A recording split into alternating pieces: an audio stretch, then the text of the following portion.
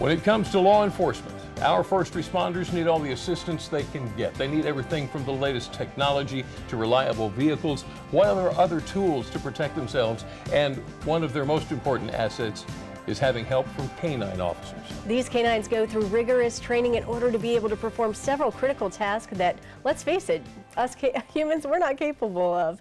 We're happy to be here today with Sheriff Mike Lewis of the Wicomico County Sheriff's Department, along with Deputy First Class Nicholas Ackery. And we're also joined by the newest member of the team. This is K9 Ryder. Wow, oh my goodness. He's so handsome. We have been talking before we actually brought the cameras up about how ready Ryder is to go to work. Yeah. So tell us a little about Ryder. What's his background here? Yes. So Ryder is actually, all right, sit.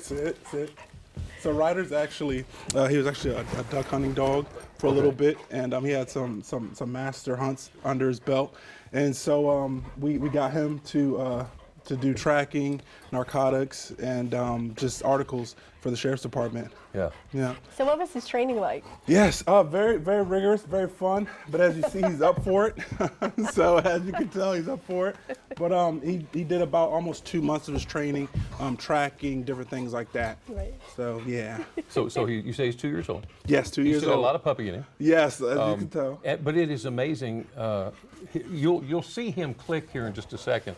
And he knows it's time to work, and this goes away. Yeah, right? Absolutely, yes, sir. So, is it different for each dog when they go through the training? Yes, sir, absolutely. Some dogs are a little bit more relaxed and their temperament is a little bit more at ease. Right. Just because of his background, he's a hunter by nature, and so he's ready to go. He's looking. Yeah, he's looking. As soon as we got in this building, he was looking. He knew what time it was. Yes, sir. Why do you think K-9 officers are so important? Wow, that's a great question. I think it gives it, every officer has a purpose and they're driven by their purpose. And I think for K-9, it allows you to have that purpose. And and you have a buddy. You have a buddy. Yes. Yeah, you have a partner that you rely on. Yeah. And they rely on you as well. So And he loves you. Sheriff, this dog knew you the moment you walked in.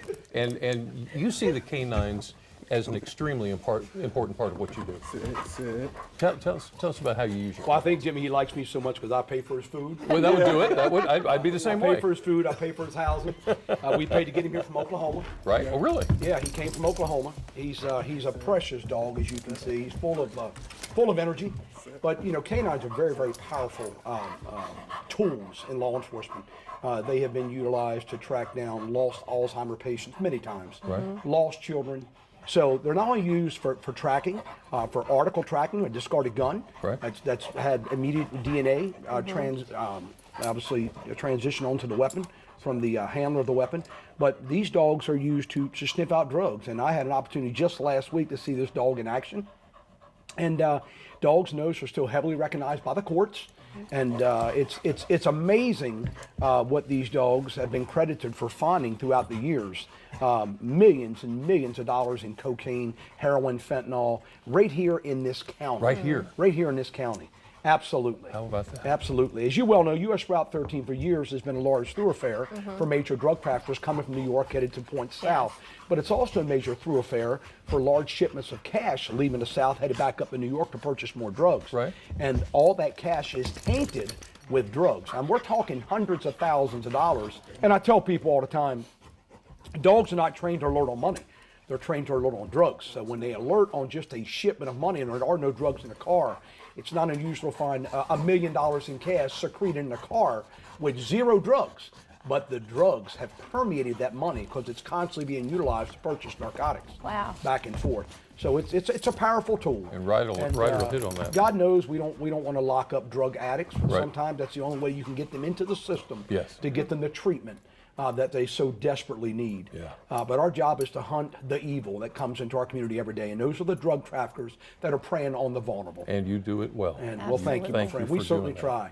And Ryder's like he's not the only new addition, right? Oh, he's not the only to do it.